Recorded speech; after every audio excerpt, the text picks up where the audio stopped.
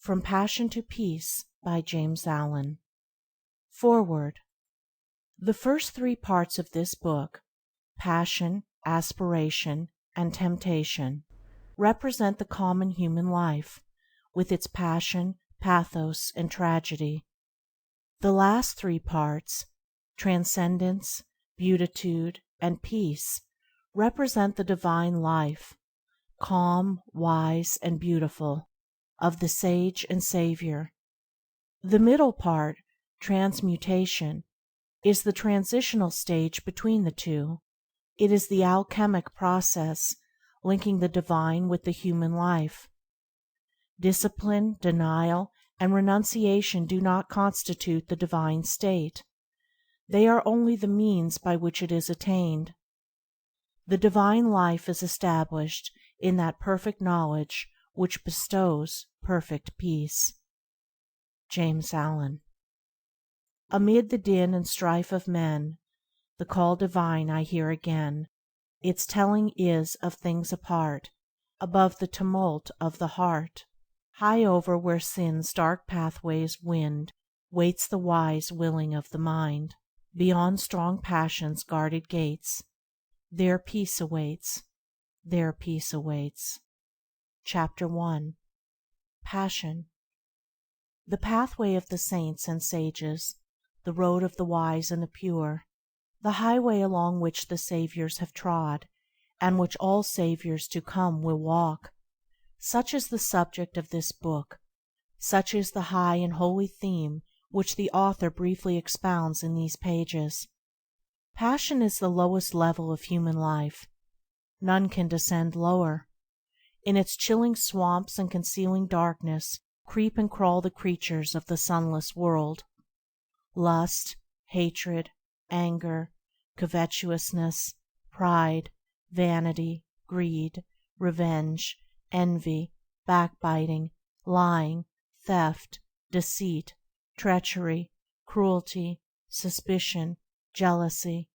Such are the brute forces and blind, unreasoning impulses that inhabit the underworld of passion, and roam devouring and devoured in the rank primeval jungles of the human mind. There also dwell the dark shapes of remorse, pain, and suffering, and the drooping forms of grief, sorrow, and lamentation. In this dark world the unwise live and die, not knowing the peace of purity, nor the joy of that divine light which forever shines above them and for them. Yet it shines in vain so long as it falls on the unseeing eyes which look not up, but are ever bent earthward, fleshward. But the wise look up. They are not satisfied with this passion world. They bend their steps towards the upper world of peace, the light and the glory of which they behold, at first far off, but nearer and with ever increasing splendor as they ascend. None can fall lower than passion, but all can rise higher. In that lowest place where further descent is impossible, all who move forward must ascend. The ascending pathway is always at hand, near and easily accessible. It is the way of self-conquest. He has already entered into it who has begun to say nay to his selfishness, who has begun to discipline his desires, and to control and command the unruly elements of his mind. Passion is the arch-enemy of mankind, the slayer of happiness, the opposite and enemy of peace. From it proceeds all that defiles and destroys. It is the source of misery, and the promulgator of mischief and disaster. The inner world of selfishness is rooted in ignorance of divine law, of divine goodness, ignorance of the pure way and the peaceful path. Passion is dark, and it thrives and flourishes in spiritual darkness. It cannot enter the regions of spiritual light. In the enlightened mind the darkness of ignorance is destroyed. In the pure heart there is no place for passion. Passion in all its forms is a mental thirst, a fever, a torturing unrest. As a fire consumes a magnificent building, reducing it to a heap of unsightly ashes, so are men consumed by the flames of passions, and their deeds and works fall and perish. If one would find peace, he must come out of passion. The wise man subdues his passions, the foolish man is subdued by them. The seeker for wisdom begins by turning his back on folly. The lover of peace enters the way which leads thereto, and with every step he takes, he leaves further below and behind him the dark dwelling place of passion and despair.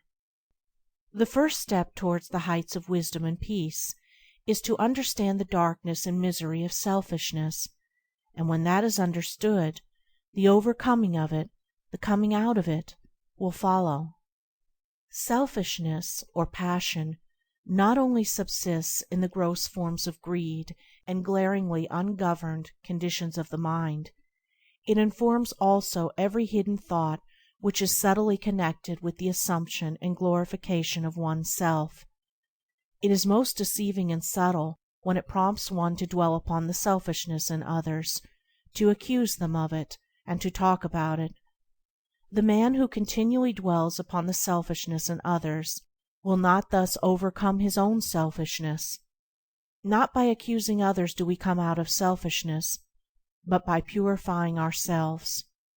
The way from passion to peace is not by hurling painful charges against others, but by overcoming one's self. By eagerly striving to subdue the selfishness of others, we remain passion-bound. By patiently overcoming our own selfishness, we ascend to freedom. Only he who has conquered himself can subdue others, and he subdues them not by passion, but by love. The foolish man accuses others and justifies himself, but he who is becoming wise justifies others and accuses himself. The way from passion to peace is not in the outer world of people. It is in the inner world of thoughts. It does not consist in altering the deeds of others. It consists in perfecting one's own deeds. Frequently, the man of passion is most eager to put others right, but the man of wisdom puts himself right. If one is anxious to reform the world, let him begin by reforming himself. The reformation of self does not end with the elimination of the sensual elements only. That is its beginning. It ends only when every vain thought and selfish aim is overcome. Short of perfect purity and wisdom, there is still some form of self-slavery or folly which needs to be conquered. Passion is at the base of the structure of life. Peace is at its crown and summit. Without passion to begin with, there would be no power to work with, and no achievement to end with. Passion represents power, but power misdirected, power producing hurt instead of happiness. Its forces, while instruments of destruction in the hands of the foolish, are instruments of preservation in the hands of the wise. When curbed and concentrated and beneficially directed, they represent working energy. Passion is the flaming sword which guards the gates of paradise. It shuts out and destroys the foolish. It admits and preserves the wise. He is the foolish man who does not know the extent of his own ignorance, who is the slave of thoughts of self, who obeys the impulses of passion. He is the wise man who knows his own ignorance, who understands the emptiness of selfish thoughts, who masters the impulses of passion. The fool descends into deeper and deeper ignorance. The wise man ascends into higher and higher knowledge. The fool desires, suffers, and dies. The wise man aspires, rejoices, and lives. With mind intent on wisdom and mental gaze raised upward, the spiritual warrior perceives the upward way and fixes his attention upon the heights of peace. Chapter 2. Aspiration. With the clear perception of one's own ignorance comes the desire for enlightenment, and thus in the heart is born aspiration, the rapture of the saints. On the wings of aspiration man rises from earth to heaven, from ignorance to knowledge, from the under darkness to the upper light. Without it he remains a groveling animal, earthly, sensual, unenlightened and uninspired. Aspiration is the longing for heavenly things, for righteousness, compassion, purity, love, as distinguished from desire, which is the longing for earthly things, for selfish possessions, personal dominance, low pleasures, and sensual gratifications. As a bird deprived of its wings cannot soar, so a man without aspiration cannot rise above his surroundings and become a master of his animal inclinations. He is the slave of passions, is subject to others, and is carried hither and thither by the changing current of events. For one to begin to aspire means that he is dissatisfied with his low status, and is aiming at a higher condition. It is a sure sign that he is aroused out of his lethargic sleep of animality, and has become conscious of nobler attainments and a fuller life. Aspiration makes all things possible. It opens the way to advancement. Even the highest state of perfection conceivable it brings near and makes real and possible, for that which can be conceived can be achieved. Aspiration is the twin angel to inspiration. It unlocks the gates of joy. Singing accompanies soaring. Music, poetry, prophecy, and all high and holy instruments are at last placed in the hands of those whose aspirations flag not, whose spirit does not fail. So long as animal conditions taste sweet to a man, he cannot aspire, he is already satisfied. But when their sweetness turns to bitterness, then in his sorrow he thinks of nobler things. When he is deprived of earthly joy, he aspires to the joy which is heavenly. It is when impurity turns to suffering that purity is sought. Truly aspiration rises, phoenix-like, from the dead ashes of repentance, but on its powerful pinions man can reach the heaven of heavens. The man of aspiration has entered the way which ends in peace, and surely he will reach that end if he neither stays nor turns back. If he constantly renews his mind with glimpses of the heavenly vision, he will reach the heavenly state. Man attains to the measure that he aspires. His longing is to be the gauge of what he can be. To fix the mind is to foreordain the achievement. As a man can experience and know all low things, so he can experience and know all high things. As he has become human, so he can become divine. The turning of the mind in high and divine directions is the sole and needful task. What is impurity but the impure thoughts of the thinker? What is purity but the pure thoughts of the thinker? One man does not do the thinking of another. Each man is pure or impure of himself alone. If a man thinks, "It is through others or circumstances or heredity that I am impure," how can he hope to overcome his errors? Such a thought will check all holy aspirations, and will bind him to the slavery of passion.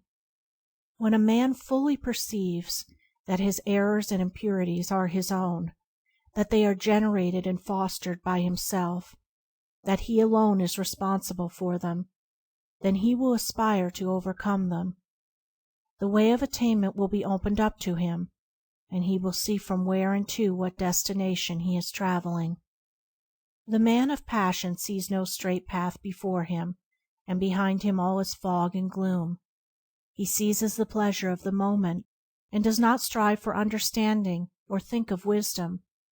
His way is confused, turbulent, and troubled, and his heart is far from peace. The man of aspiration sees before him the pathway up the heavenly heights, and behind him are the circuitous routes of passion up which he has hitherto blindly groped. Striving for understanding, and his mind set on wisdom, his way is clear, and his heart already experiences a foretaste of the final peace. Men of passion strive mightily to achieve little things, things which speedily perish, and in the place where they were leave nothing to be remembered. Men of aspiration strive with equal might to achieve great things, things of virtue, of knowledge, of wisdom, which do not perish, but stand as monuments of inspiration for the uplifting of humankind. As the merchant perceives worldly success by persistent exertion, so the saint achieves spiritual success by aspiration and endeavor. One becomes a merchant, the other a saint, by the particular direction in which his mental energy is guided. When the rapture of aspiration touches the mind, it at once refines it, and the dross of its impurities begin to fall away. While aspiration holds the mind, no impurity can enter it, for the impure and the pure cannot at the same moment occupy the thought.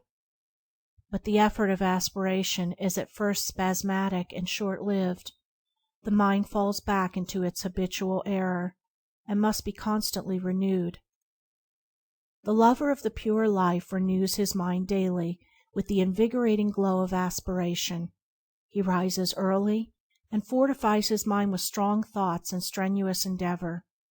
He knows that the mind is of such a nature that it cannot remain for a moment unoccupied, and that, if it is not held and guided by high thoughts and pure aspirations, it will assuredly be enslaved and misguided by low thoughts and base desires. Aspiration can be fed, fostered, and strengthened by daily habit, just as desire. It can be sought and admitted into the mind as a divine guide, or it can be neglected and shut out. To retire for a short time each day to some quiet spot, preferably in the open air, and there call up the energies of the mind in surging waves of holy rapture, is to prepare the mind for great spiritual victories and destinies of divine import. For such a rapture is the preparation for wisdom and the prelude to peace.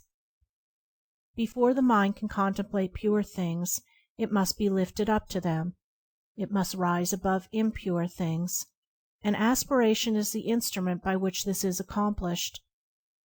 By its aid the mind soars swiftly and surely into heavenly places, and begins to experience divine things. It begins to accumulate wisdom, and to learn to guide itself by an ever-increasing measure of the divine light of pure knowledge. To thirst for righteousness, to hunger for the pure life, to rise in holy rapture on the wings of angelic aspiration, this is the right road to wisdom. This is the right striving for peace. This is the right beginning of the way divine. Chapter 3. Temptation. Aspiration can carry a man into heaven, but to remain there, he must learn to conform his entire mind to the heavenly conditions. To this end, temptation works. Temptation is the reversion, in thought, from purity to passion. It is going back from aspiration to desire. It threatens aspiration until the point is reached where desire is quenched in the waters of pure knowledge and calm thought. In the early stages of aspiration, temptation is subtle and powerful, and is regarded as an enemy.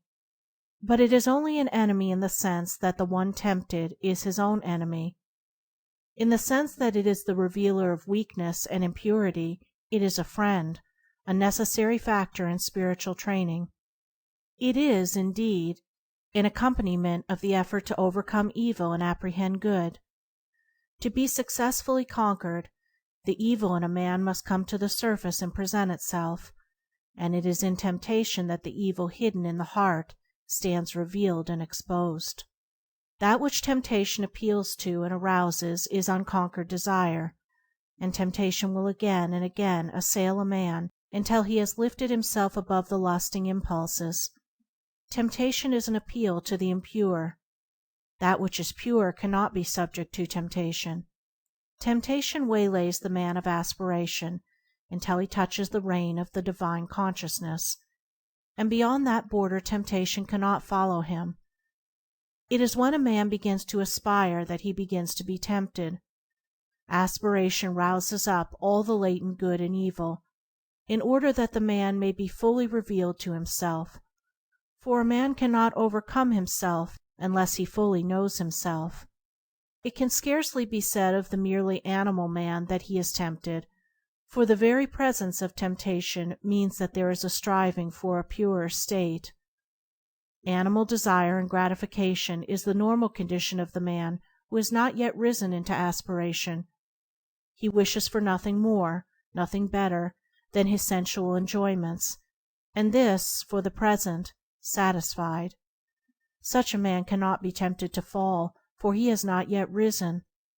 The presence of aspiration signifies that a man has taken one step, at least, upward, and is therefore capable of being drawn back. This backward attraction is called temptation. The allurements of temptation subsist in the impure thoughts and downward desires of the heart. The object of temptation is powerless to attract when the heart no longer lusts for it.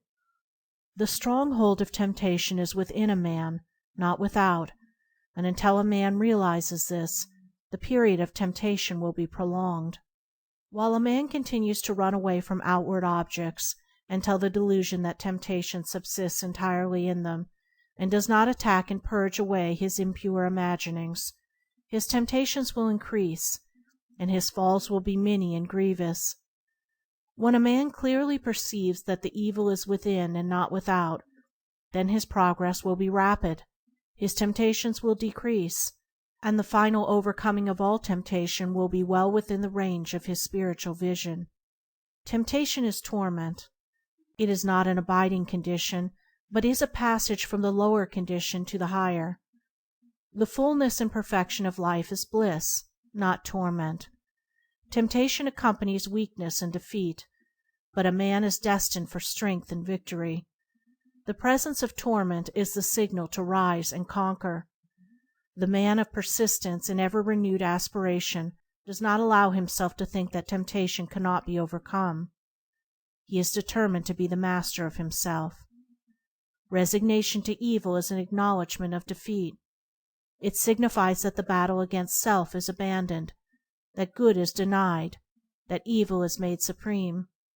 As the energetic man of business is not daunted by difficulties but studies how to overcome them, so the man of ceaseless aspiration is not crushed into submission by temptations, but meditates how he may fortify his mind. For the tempter is like a coward. He only creeps in at weak and unguarded points. The tempted one should study thoughtfully the nature and meaning of temptation, for until it is known it cannot be overcome. A wise general, before attacking the opposing force, studies the tactics of his enemy. Likewise, he who is to overcome temptation must understand how it arises in his own darkness and error, and must study, by introspection and meditation, how to disperse the darkness and supplement the error by truth. The stronger a man's passions, the fiercer will be his temptations, the deeper his selfishness, the more subtle his temptations, the more pronounced his vanity, the more flattering and deceptive his temptations. A man must know himself if he is to know the truth. He must not shrink away from any revelation which will expose his error. On the contrary, he must welcome such revelations, as it aids to that self-knowledge which is the handmaid of self-conquest. The man who cannot endure to have his errors and shortcomings brought to the surface and made known, but tries to hide them, is unfit to walk the highway of truth. He is not properly equipped to battle with and overcome temptation. He who cannot fearlessly face his lower nature cannot climb the rugged heights of renunciation.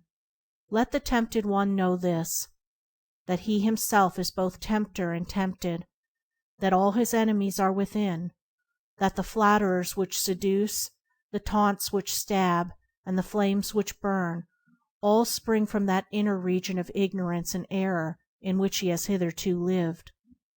Knowing this, let him be assured of complete victory over evil. When he is sorely tempted, let him not mourn therefore, but let him rejoice in that his strength is tried and his weaknesses exposed. For he who truly knows and humbly acknowledges his weaknesses will not be slow in setting about the acquisition of strength. Foolish men blame others for their lapses and sins, but let the truth lover blame only himself. Let him acknowledge his complete responsibility for his own conduct, and not say when he falls, "This thing, or such and such a circumstance, or that man was to blame." For the most which others can do is to afford an opportunity for our own good or evil to manifest itself.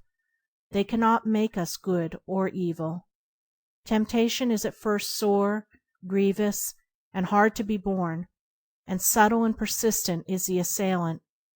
But if the tempted one is firm and courageous, and does not give way, he will gradually subdue his spiritual enemy, and will finally triumph in the knowledge of good. The adverse one is compounded of a man's own lust, selfishness, and pride. When these are put away, evil is seen to be naught, and good is revealed in all victorious splendor. Chapter 4. Transmutation. Midway between the hell of passion and the heaven of peace is the purgatory of transmutation. Not a speculative purgatory beyond the grave, but a real purgatory in the human heart. In its separating and purifying fire, the base metal of error is sifted away, and only the clarified gold of truth remains. When temptation has culminated in sorrow and deep perplexity, then the tempted one, strenuously striving for deliverance, finds that his moral servitude is entirely from himself. Instead of fighting against outer circumstances, he must alter inner conditions. The fight against outer things is necessary at the start. It is the only course which can be adopted at first, because of the prevailing ignorance of mental causation, but it never, of itself, brings about emancipation. What it does bring about is the knowledge of the mental cause of temptation. This knowledge of the mental cause of temptation leads to the transmutation of thought, and the transmutation of thought leads to the deliverance from the bondage of error.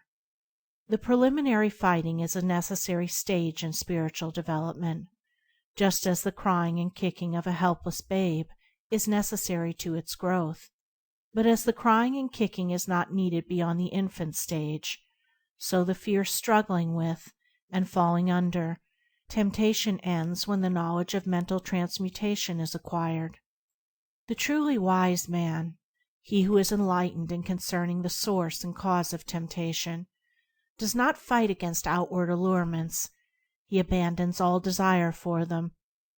Thus they cease to be allurements, and the power of temptation is destroyed at its source. But this abandonment of unholy desire is not the final process. It is the beginning of a regenerative and transforming power, which, when patiently employed, leads to the clear and cloudless heights of spiritual enlightenment. Spiritual transmutation consists of an entire reversal of the ordinary self-seeking attitude of the mind toward people and things, and this reversal brings about an entirely new set of experiences. Thus the desire for a certain pleasure is abandoned, cut off at its source, and not allowed to have any place in the consciousness. But the mental force which that desire represented is not annihilated. It is transferred to a higher region of thought, transmuted into a purer form of energy. The law of conservation of energy prevails universally in the mind as it does in matter, and the force shut off in lower directions is liberated in higher realms of spiritual activity. Along the saintly way toward the divine life, the midway region of transmutation is the country of sacrifice, the plain of renunciation.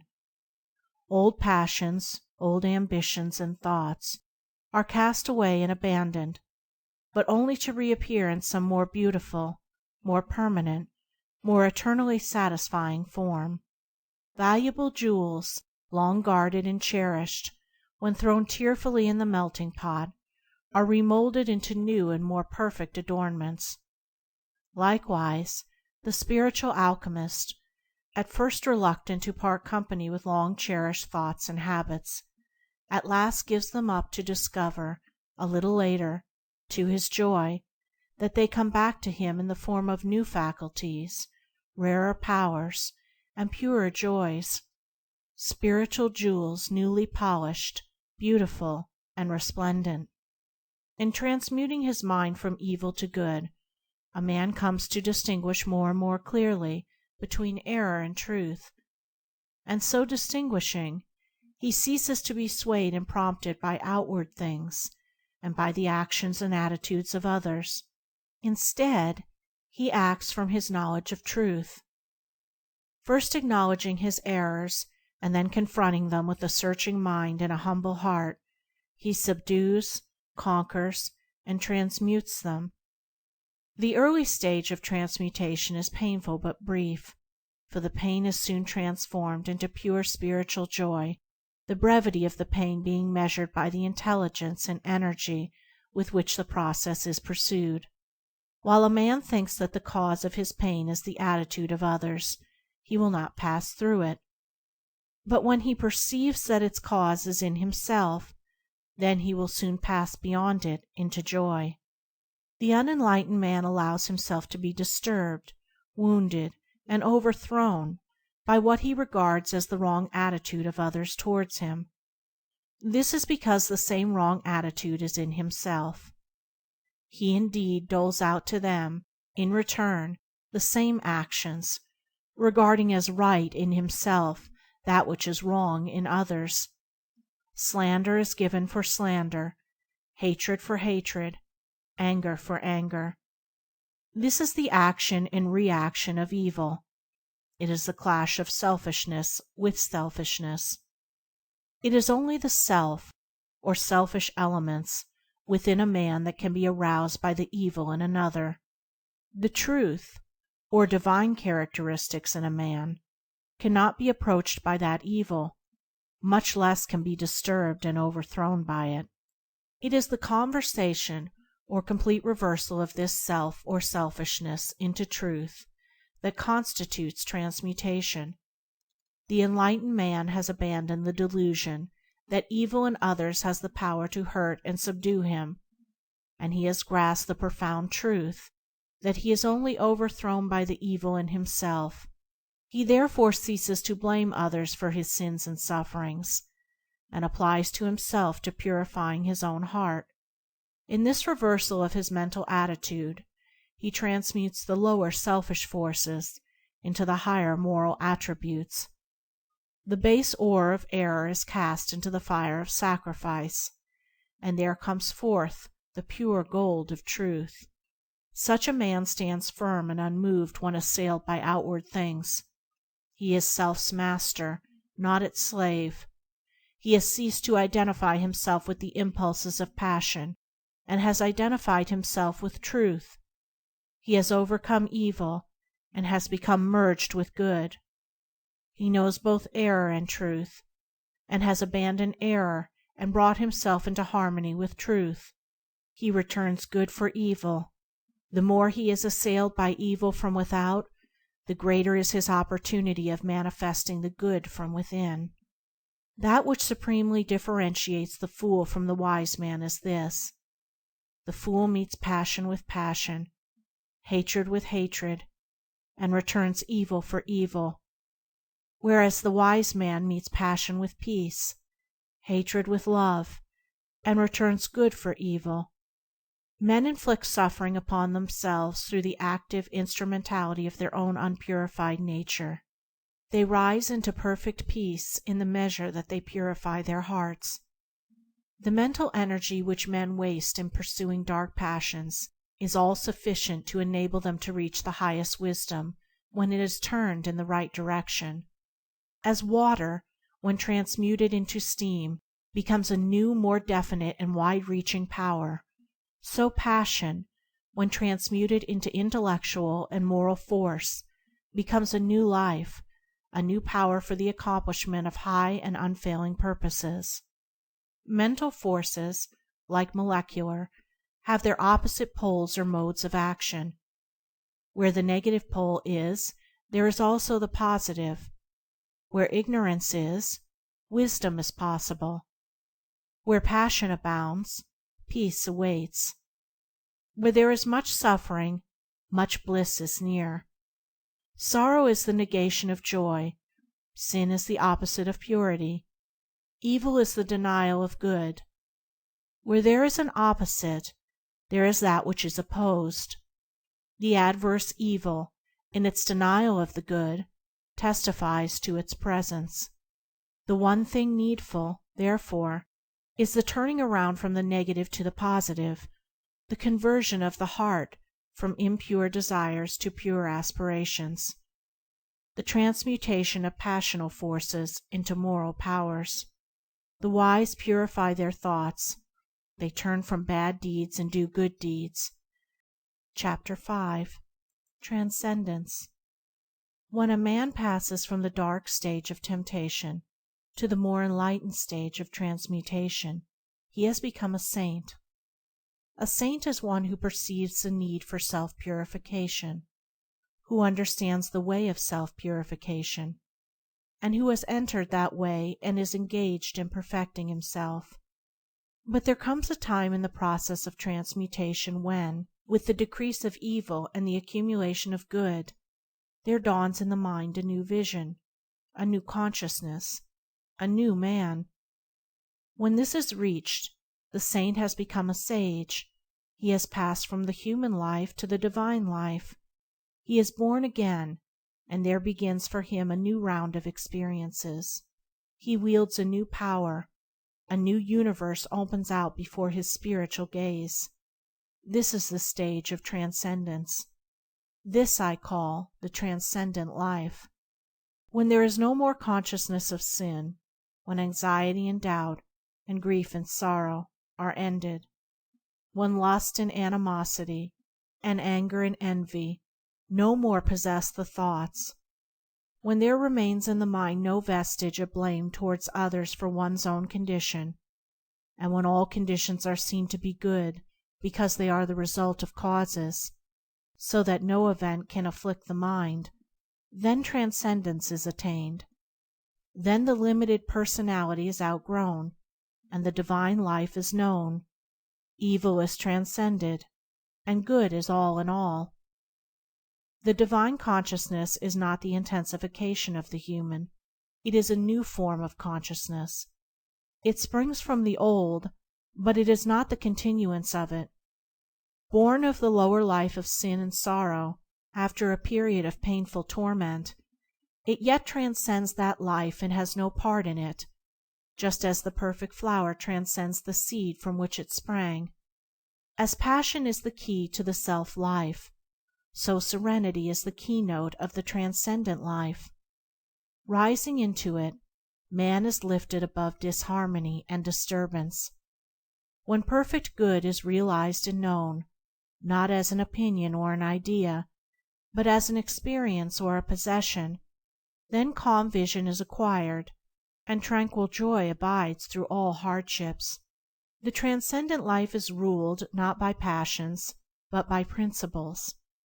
It is founded not upon fleeting impulses, but upon abiding laws. In its clear atmosphere, the orderly sequence of all things is revealed, so that there is seen to be no room for sorrow, anxiety, or regret. While men are involved in the passions of self, they burden themselves with cares, and trouble themselves over many things. Above all else, they trouble over their own little, burdened, pain-stricken personality, being anxious for its fleeting pleasure, for its protection and preservation, and for its eternal safety and continuance. Now in the life that is wise and good, all this is transcended. Personal interests are replaced by universal purposes, and all cares, troubles, and anxieties concerning the pleasure and fate of the personality are dispelled like the feverish dreams of a night. Passion is blind and ignorant. It sees and knows only of its own gratification. Self recognizes no law. Its object is to get and to enjoy.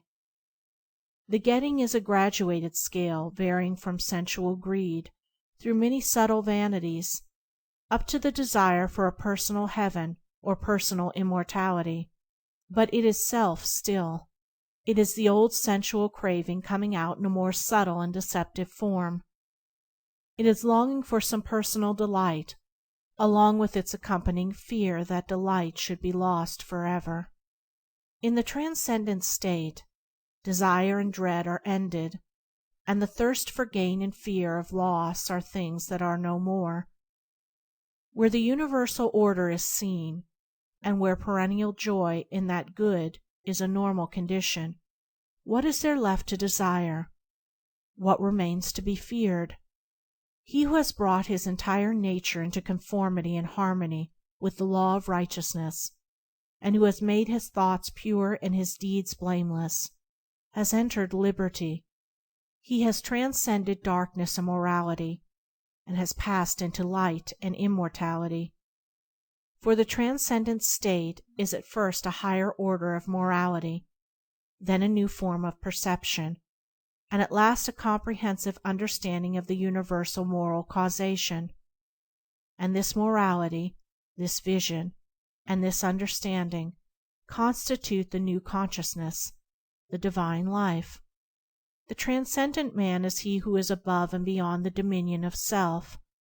He has transcended evil and lives in the practice and knowledge of good. He is like a man who, having long looked upon the world with darkened eyes, is now restored to sight, and sees things as they are. Evil is an experience, and not a power. If it were an independent power in the universe, it could not be transcended by any being. But though not as real as a power, it is real as a condition and an experience, for all experience is of the nature of reality. It is a state of ignorance, of undevelopment, and as such it recedes and disappears before the light of knowledge, as the intellectual ignorance of a child vanishes before gradually accumulating learning, or as darkness dissolves before the rising light. The painful experience of evil passes away as the new experiences of good enter into and possess the field of consciousness. And what are the new experiences of good? They are many and beautiful, such as the joyful knowledge of the freedom from sin. They are the absence of remorse and deliverance from all torments of temptation. They are ineffable joy in conditions and circumstances which formerly caused deep affliction, and imperviousness to be hurt by the actions of others. They are great patience and sweetness of character, serenity of mind under all circumstances, and emancipation from doubt, fear, and anxiety. They are freedom from all dislike, envy, and animosity, with the power to feel and act kindly toward others, those who see fit to constitute themselves as one's enemies or opponents. They are the divine power to give blessings for curses, and to return good for evil, a deep knowledge of the human heart, with a perception of its fundamental goodness, an insight into the law of moral causation and the mental evolution of beings, with a prophetic foresight of the sublime good that awaits humanity. Above all, they are a glad rejoicing in the limitation and impotency of evil, and in the eternal supremacy and power of good. All these, and the calm, strong, far-reaching life that these imply and contain, are the rich experiences of the transcendent man, along with all the new and varied resources, the vast powers, the quickened abilities, and enlarged capacities that spring to life in the new consciousness. Transcendence is surpassing virtue. Evil and good cannot dwell together.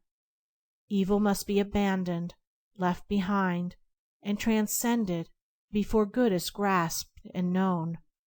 When good is practiced and fully comprehended, then all the afflictions of the mind are at an end. For that which is accompanied with pain and sorrow in the consciousness of evil is not so accompanied in the consciousness of good.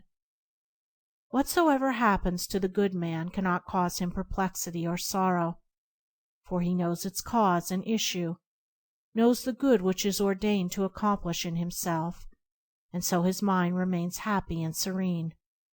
Though the body of the good man may be bound, his mind is free. Though it may be wounded and in pain, joy and peace abide within his heart. A spiritual teacher had a pupil who was apt and earnest. After several years of learning and practice, the pupil one day offered a question for discussion which his master could not answer. After days of deep meditation, the master said to his pupil, "I cannot answer the question which you have asked. Have you any solution to offer?"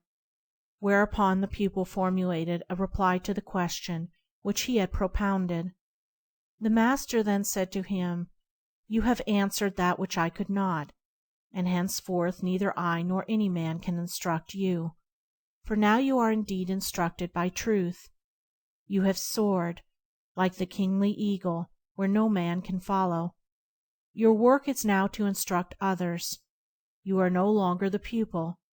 You have become the master."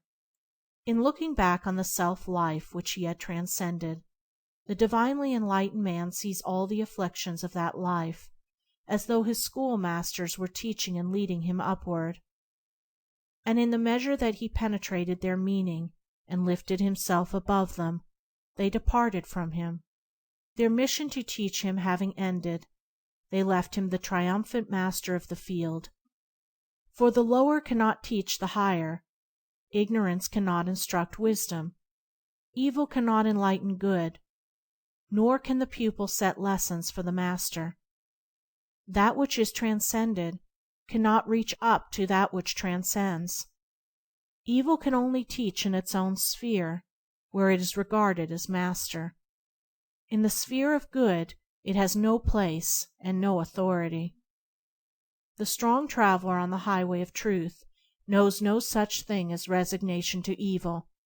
He only knows obedience to good. He who submits to evil, saying, "Sin cannot be overcome, and evil must be borne," thereby acknowledges that evil is his master. It is not his master to instruct him, but to bind and oppress him. The lover of good cannot be a lover of evil, nor can he, for one moment, admit its ascendancy. He elevates and glorifies good, not evil. He loves light, not darkness. When a man makes truth his master, he abandons error. As he transcends error, he becomes more like his master, until at last he becomes one with truth, teaching it, as a master, by his actions, and reflecting it in his life. Transcendence is not an abnormal condition. It belongs to the orderly process of evolution. Though as yet few have reached it, all will come into it in the course of the ages. And he who ascends into it sins no more, sorrows no more, and is no more troubled. Good are his thoughts, good are his actions, and good is the tranquil tenor of his way. He has conquered self, and has submitted to truth. He has mastered evil, and has comprehended good. Henceforth neither men nor books can instruct him, for he is instructed by the Supreme Good, the Spirit of Truth. Chapter 6. Beatitude. When divine good is practiced, life is bliss. Bliss is the normal condition of the good man. Those outer assaults, harassments, and persecutions which bring about such suffering to others only serve to heighten his happiness, for they cause the deep fountain of good within him to well up to greater abundance. To have transcended virtue is to enjoy transcendent happiness. The beatific blessedness which Jesus holds out is promised to those having the heavenly virtues, to the merciful, the pure in heart, the peacemakers, and so on. The higher virtue does not merely and only lead to happiness, it is happiness. It is impossible for a man of transcendent virtue to be unhappy. The cause of unhappiness must be sought and found in the self-loving elements, and not in the self-sacrificing qualities. A man may have virtue and be unhappy, but not so if he has divine virtue. Human virtue is mingled with self, and therefore with sorrow, but from divine virtue every taint of self has been purged away, and with it every vestige of misery. One comparison will suffice to illustrate this. A man may have the courage of a lion in attack and self-defense, such courage being a human virtue, but he will not thereby be rendered supremely happy. However, he whose courage is that of the divine kind, which enables him to transcend both attack and defense, and to remain mild, serene, and lovable under attack, such a man will thereby be rendered supremely happy. Moreover, his assailant will be rendered more happy, in that a more powerful good will overcome and cast out the fierce and unhappy evil of the other. The acquisition of human virtue is a great step towards truth, but the divine way transcends it. Truth lies upward and beyond. Doing good in order to gain a personal heaven or personal immortality is human virtue, but it is not unmixed with self, and not emancipated from sorrow. In the transcendent virtues all is good, and good is all, and there is no personal or ulterior aim. Human virtue is imperfect, it is mixed with the baser, selfish elements, and needs to be transmuted. Divine virtue is unblemished and pure, it is complete and perfect in itself. And what are the transcendent virtues that embody all happiness and joy? They are impartiality, the seeing so deeply into the human heart and into human actions that it becomes impossible to take sides with one man or one party against the other, and therefore the power to be perfectly just. Unlimited kindness towards all men, women, and all creatures, whether enemies or friends. Perfect patience, at all times, in all circumstances, and under the severest trials. Profound humility, the total surrender of self, the judging of one's own actions as though they were the actions of another. Stainless purity of mind and deed, freedom from all evil thoughts and impure imaginings. Unbroken calmness of mind, even in the midst of outward strife, or surrounded by the turmoil of many hardships and difficulties. Abiding goodness, of heart, impervious to evil, returning good for evil. Compassion, deep pity for all creatures and beings in their sufferings, shielding the weak and helpless, and protecting, out of pity, even one's enemies from injury and slander. Abounding love, towards all living things, rejoicing with the happy and successful, and sympathizing with the sorrowing and defeated. Perfect peace, toward all things, being at peace with all the world, a profound reconciliation to the divine order of the universe. Such are the virtues that transcend both vice and virtue. They include all that virtue embodies, while going beyond it into divine truth. They are the fruits of innumerable efforts to achieve the glorious gifts of him that overcomes. They constitute the 10-jeweled crown prepared for the calm brow of him who has conquered himself. With these majestic virtues is the mind of the sage adorned. By them he is eternally shielded from sin and sorrow, from harm and hurt, from trouble and turmoil. In them he abides in happiness, a blessedness, a bliss, so pure and tranquil, so deep and high, so far transcending all the fleeting excitements of self as to be unknown and incomprehensible to the self-seeking consciousness. The sage has conquered passion and has come to lasting peace. As the mighty mountain remains unmoved by the turbulent ocean that beats at its base, so the mind of the sage, towering in lofty virtue, remains unshaken by the tempests of passion which beat unceasingly upon the shores of life. Good and wise, he is evermore happy and serene. Transcendingly virtuous, he lives in beatific bliss. Chapter 7. Peace. Where passion is, peace is not. Where peace is, passion is not. To know this is to master the first letter in the divine language of perfect deeds. To know that passion and peace cannot dwell together is to be well prepared to renounce the lesser and embrace the greater. Men pray for peace, yet cling to passion. They foster strife, yet pray for heavenly rest. This is ignorance, profound spiritual ignorance. It is not to know the first letter in the alphabet of things divine.